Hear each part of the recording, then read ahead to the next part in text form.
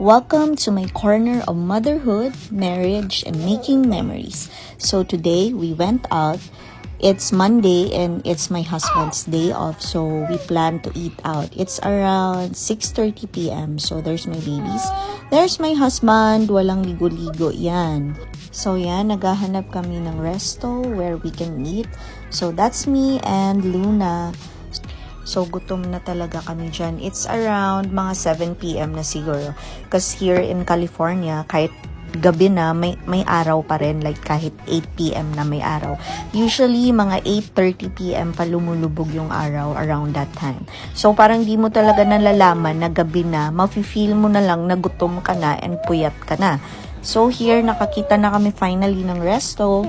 So, nag-Korean barbecue lang kami here. Yan. And for me, medyo pricey yung Korean barbecue nila. It's around $29 each. Plus, si Luna, may half siya. So, around mga $80 yung binayaran namin. So, i-convert nyo na lang, guys. And we went to Target to buy things that we need.